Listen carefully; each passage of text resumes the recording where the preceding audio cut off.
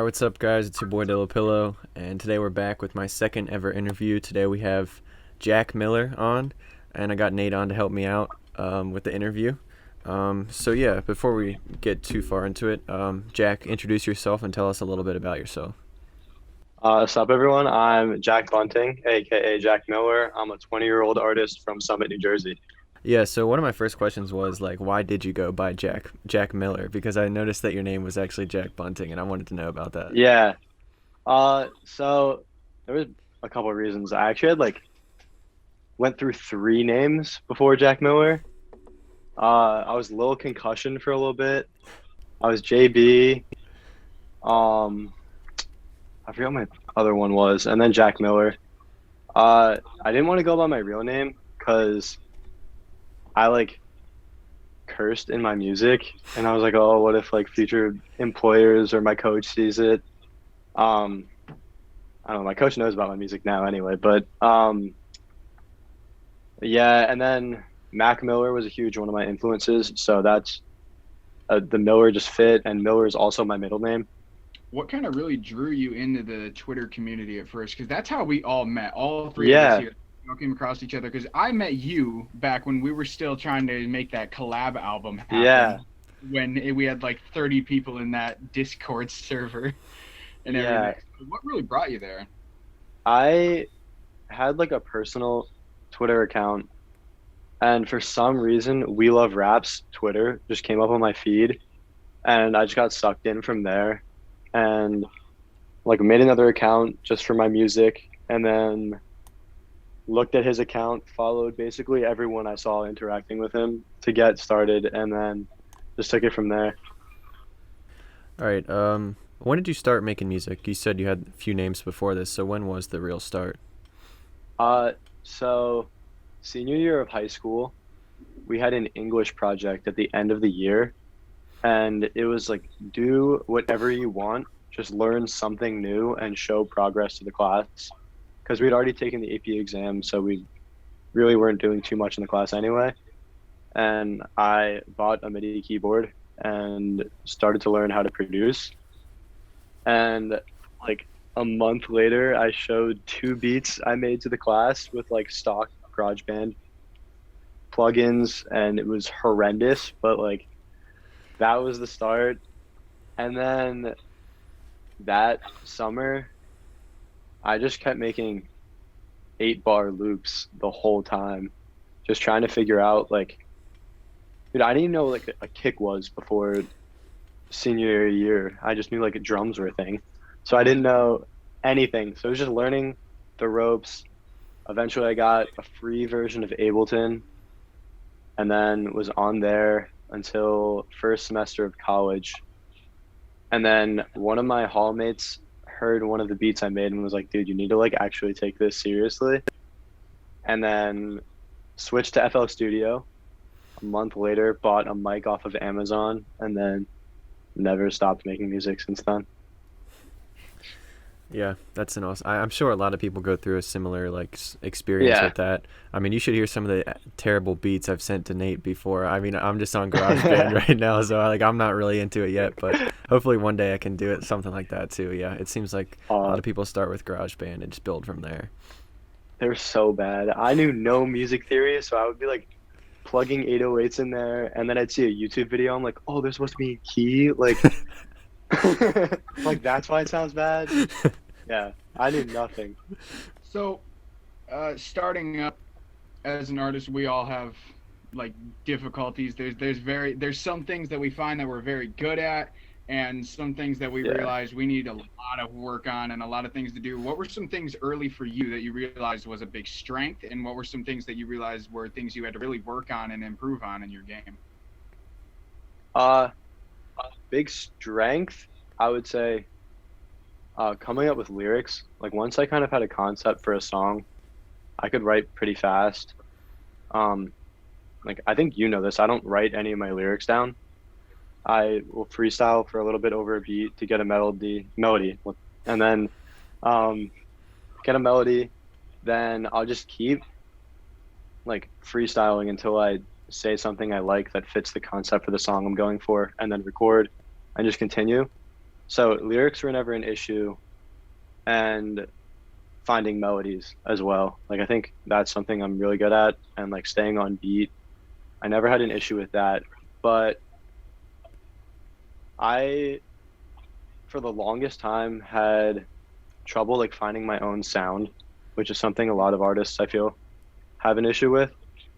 Like some of my biggest influences are like Eminem, NWA, like gangster rap kind of, and me coming from like a New Jersey suburb, I'm not gonna rap about the same stuff they are, even though like I'm influenced them by them completely.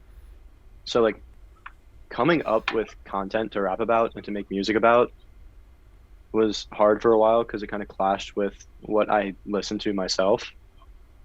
So yeah, that took a while. I can understand that, being a big Kendrick Lamar listener. Yeah. Doesn't really sit the same way with me. Yeah, so you mentioned there a few of your inspirations, and you already mentioned Mac Miller. Are there any other significant ones along your childhood that inspired you? Oh, there are so many. Um, yeah, I watched your last interview just to prepare for this, and I was like, oh, he's gonna ask that question, so I gotta have a. So, there are a lot of older ones like NWA, Eminem, um, Ice Cube, who was in NWA, but he has my favorite delivery in like all of rap. Kendrick Lamar, Jay-Z, so many. But then there's like Aerosmith, Black Eyed Peas. Black Eyed Peas does not get enough credit, bro. I They're mean, that was like sick. the first thing I really got into, like Yeah. before hip hop. Yeah. Um, and like more current, obviously there's like Juice World, X, Ski Mask, Denzel, JID, J. Cole, uh, oh Kanye of course, um, Of course. Amine, Saba, Spino. Yeah, there are a lot, but I think what kind of brought me over that hump of trying to like replicate an artist's style was just not doing that. And Mhm. I just like for weeks would just listen to a bunch of my favorite albums and favorite songs. And then instead of trying to replicate that, I would just figure out what I liked about that artist so much and about that song and try to put that into my music. So like X, for example, he talked about his feelings a lot and it was really relatable because of that. So I try to put that in my music. JID and Ski Mask have some of my favorite flows and they're really unique with that, implementing that. Um, yeah, just that really helped a lot.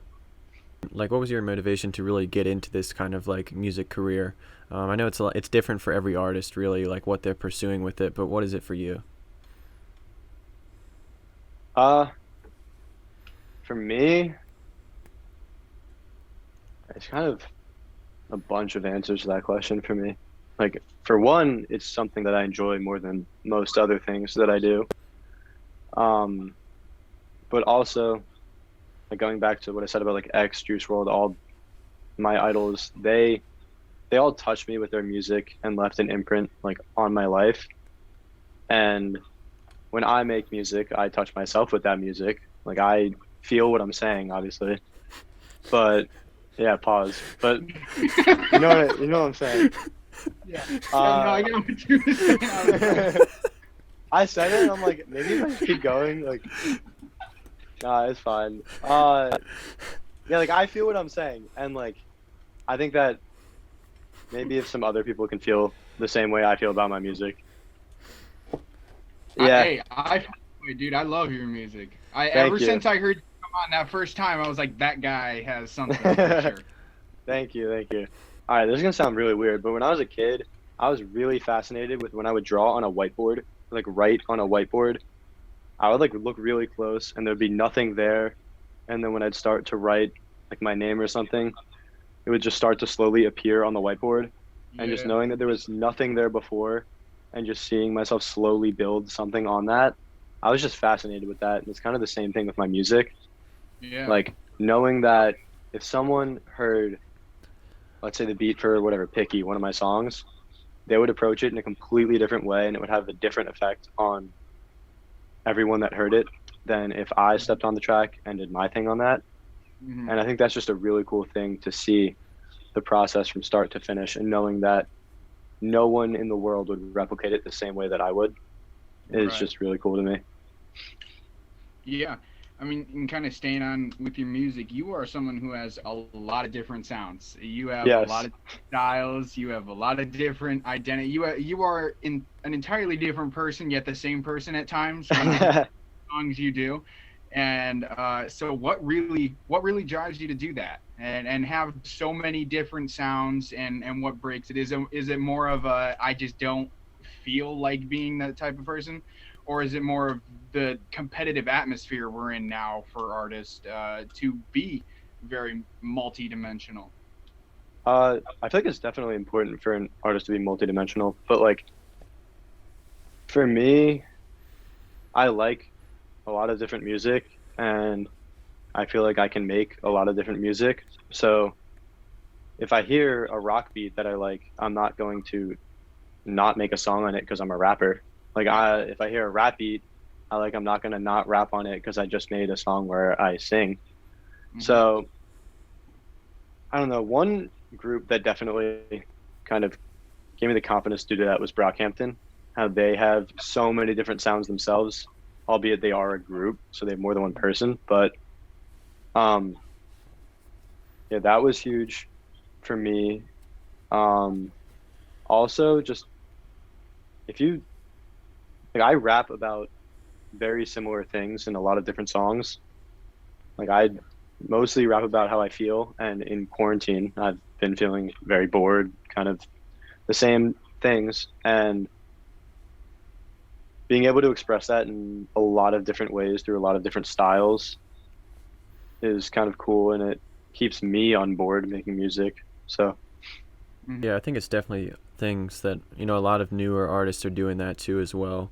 I feel like one artist that kind of brought that upon the game was X. Really, like when listening back for on his sure. music, like he literally did everything you could think of, which is crazy because he pulled it off so well. So I think that inspired a lot of artists to expand on that as well. Okay, my next question is about promoting your music. It seems like Okay. you've had quite a bit of success recently. You just hit 25K monthly listeners, and that came up pretty quickly. So Yes. what have you done to really push that? Very quickly. Um, TikTok was a huge one. I gained a bit of a following on TikTok, just like from making meme videos, and then every once in a while I'd post one about my music, and people would listen through that. And then uh, through TikTok, this guy based Mike, he also has YouTube. He kind of helped me a ton with marketing strategies and a bunch of stuff like that for the past couple weeks. So he's been huge in helping me with a lot of that. Then one thing that I did was go on Spotify and look up like whatever vibe my next song was going to be. So it would be like either sad, happy, vibey, whatever. And I'd look at like a bunch of playlists that are on Spotify um, that kind of fit. And then I'd go through each one, see if they had a Gmail or an Instagram or anything in their bio, in the bio for the playlist. And then I DM them on Instagram, email them, just introducing myself and send a link to my song. And sometimes they'd listen, sometimes not. But if they listened and liked it, a lot of them have been like generous enough to put my song on their playlist, which has gotten a lot for me. So that's been huge. One thing I wanted to kind of pivot towards, and we've discussed this before because I kind of asked you about it once I had realized you had a lot of songs. You had a full project you dropped this summer. You had a lot of songs and everything that were on streaming that you took down. And the reason Yes. you gave was you felt that there was a quality thing. So I'm wondering though, where does that drive come from and that mindset of I only want people to see the best. I want to uphold this reputation, whereas leaving it down, because the other thing people would say is that you leave it there to see how far you've progressed Yeah. and show them how much you've progressed in so much time. But I mean, it's different for each person, and so I'm just wondering what led you to kind of that conclusion and that idea that you had. Um, yeah, I definitely want to show progression throughout my music, and that was a huge area of debate for me Mm, because there was a huge disparity between that music and the music I'm making now. Not just in the quality, but the kind of type of music I was making. Um, but it kind of got to the point where I asked myself, when I listen to this, am I enjoying it? Like, am I a fan of my own music that's out there right now? And I don't want to like have to listen to my discography and skip like half the songs on it. And it was kind of getting there. And then, to be honest, a lot of them were beats off of YouTube that I didn't even know that I needed to have a lease for because I was like very new to everything. mhm. So the early ones I just kept on SoundCloud to have them out there and show that progression because they are out there. They're on SoundCloud, Yeah.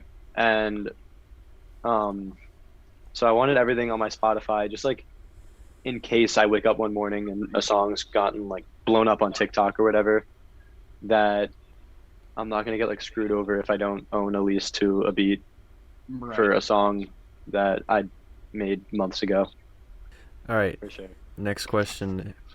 What's your personal favorite song you've made so far? Ooh, that's a tough one. Huh. Just Ride has to be up there because in the middle of making that song, I was like, wait, this is like very good in my opinion. And I realized that everything, I'm like, okay, everything after this release has to be, it's at a new standard now. Like that was, I think, objectively, like quality wise, the best song I had made up until that point. And so I released that and I'm like, okay, everything kind of has to be like there. So I feel like that was a turning point in my career. And then Meant for Me meant a lot to me, which bars, but um, Hey, yeah, that meant a lot to me. I I cried the first time I listened to that song back, like the mm, first time through. Um, yeah, so that song was huge. I had a ton of fun making Blow Up because the kid on it, Rashawn Peters, he's from my hometown and he's kind of one of the people that gave me the confidence to make music because he is older than me, was making music in high school, would perform at open mics, and he was ridiculous. And so being on a song with him was something I never thought would happen, but it did. That was really fun. And then, yeah, there's a couple on this EP coming up that I really enjoyed making as well. I don't know. I enjoy making music in general, so like I like making every song, but yeah, those few have like special meaning to me. I always loved the song "Stuck," man. From when Yeah. it so because it's not on Spotify anymore, but I was pulling up my Spotify stats to remind me of exactly where it is in the past 6 months. That was my 13th most listened to song, Oh and wow. not on there. And, dude, I had that thing on repeat. I love that track. Thank you. So when do you plan on releasing more? What is the plan right now? What does the future look like for young Jack Miller? I actually have a song dropping at midnight tonight. Oh, let's go. That's right. I saw it. I think I saw something about it. Yeah, yeah. So yeah, that song's coming out tonight. That one was fun. Actually made that during class. Fun fact. I I There you go. had I used to write. yeah, I had my Zoom on my phone with the camera off and the mic on mute. And like I had just found a beat that I really liked and I was like, I have to write to this now. Like I can't wait or I'll lose like whatever I thought I was gonna make. And I was just in class, like recording right here. And then I was like, I would be rapping, and then I'd be like, oh, is my mic still off? Like making sure that I wasn't, like, no one was hearing me. Spitting bars Um, for the whole class, dude. oh, that happened the other day. Oh my goodness. Oh hell I yeah! was, But Hey, yeah, you gotta plug the Spotify at that point though. it was so You funny. gotta send It was them so the funny. link. Yeah, so that song's coming out tonight. That's a cool one. And then I have an EP dropping. Is it the 26th? I think it's the 26th. Hold on. I have to double check. Hey, It's either the 25th or the 26th. I don't know. I'll be One. ready for it either day. I'm ready for it. Yeah, it's either the 26th, 25th, or 26th. One of the two. It's coming out. It's 5 songs. Okay. Yeah, it's pretty. I'd say it's pretty different than Mhm. normal, just because I tried some more concept songs on here on the EP.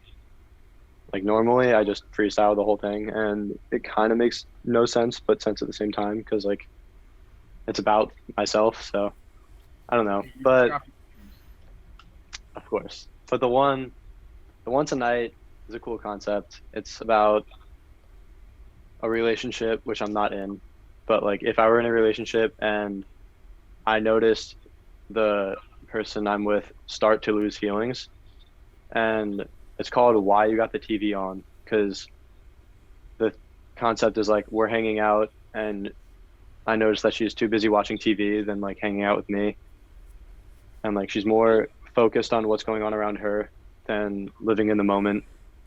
Um, and that's when I like start to realize that like it's all coming crashing down or whatever. And then on the EP, I have a couple, but then I ended it with like a party banger at the end because I hadn't rapped in a while, so I was like, all right, let's get it. Hey, let's go. Yeah, I'm excited to hear it, man, for sure. thank you. Yeah, and that track will be linked in the description of this video because this video won't be up until Awesome. after it's out, but I'll put it up there. Yeah. So yeah, are you planning to make like an album after this EP or just keep rolling with like singles and EPs for a while? I just kind of still up for debate because I make songs like pretty quickly. So normally, like I normally make songs once I find a beat I like, because that takes me about like 2 to 3 hours. But once I have the beat loaded in the FL Studio, it takes me about 15 minutes start to finish to like record everything. But so once I have a song, I kind of like that I like, I want to release it immediately. Like that's just me. But um, so there will definitely be some singles dropping. Uh, but I am working on an album. I want to see what I can make when I spend more than 15 minutes on something. Yeah. Like Just Ride. Just Ride took me 2 hours to make. That's the longest by far. But I want to see what I can do if I take a pen out and write. So Really get into that mental state. yes. So what is the? I mean, other than the obvious like love of the music that you're making. Yeah. Are there any other outside factors that really like you look at? You wake up every morning, you're like, this is what's going to drive me to do this today. This is what's going to motivate me, get me through this. Do you wake up with the writer's block and like a lot of stuff other people deal with, and like how do you push through that type of stuff? What gets Jack Miller going is what I'm saying, other than just the love of music. So yeah, I deal with writer's block, as everyone does. But a Kenny Beats tweet actually changed my mentality on that. He tweeted, "Beat block isn't real. Just listen to a bunch of," and then he named some producer and drank copious amounts of caffeine. And so whenever I get writer's block now, I put on a vinyl of an artist that I love, and then I open up this notebook. Hold on. I got a good one. I open up this notebook, draw whatever rapper I'm listening to, and just write lyrics to no beat around him. Like Ski Mask, Juice WRLD, I have Lil Wayne in here. I have a bunch, like Mac Miller. That's how I get rid of beat block. I'm like, all right, I need to do something here because I'm not going to not make music today. Again, just listening to so much different music, I'll hear something, I'll be like, oh, I haven't tried that yet. Let me go do that. So Like the other night, I tried to make my voice sound like Travis Scott, and I'm obviously not going to release a song where I sound just like Travis Scott. I just did it because it's me making music, and it's something different for me to try. I think I did a pretty good job. I'm not gonna lie. Uh, Hey, yeah, Travis yeah, Scott, don't come at me if you see this video. But kind of one more question for me. Pretty basic, but just to ask you, you get to spend one day with any artist and talk to them about their process, talk to them about their life and everything, anything you want to. What artist are you picking and why? hmm, uh, dead or alive or alive? Dead or alive, anyone you want. Ooh, that makes it complicated.